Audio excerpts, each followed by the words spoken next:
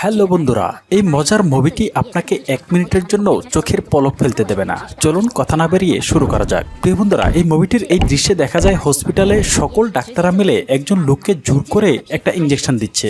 তারপর ইঞ্জেকশন দেওয়ার সাথে সাথে লোকটির শরীরের সকল মাংস মিলিয়ে যাচ্ছে। লোকটি যন্ত্রণায় ছটফট করছে।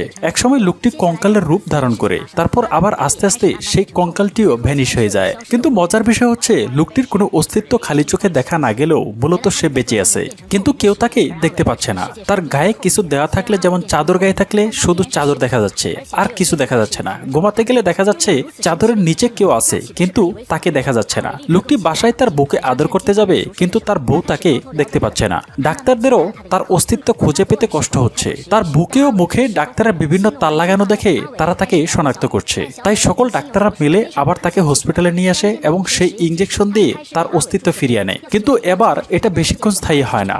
তারা মিলে এমন একটা বুদ্ধি বের করে যেন তার অস্তিত্ব দেখা যায়। তার পুরো শরীরে রাবারের মোম ঢেলে দেয়, যেন তার শরীরের উপর কুশার মতো থাকে এবং সবাই তাকে দেখতে পায়। তারপর তার চোখে ও মুখের দিকে ছিদ্র করে দেয়।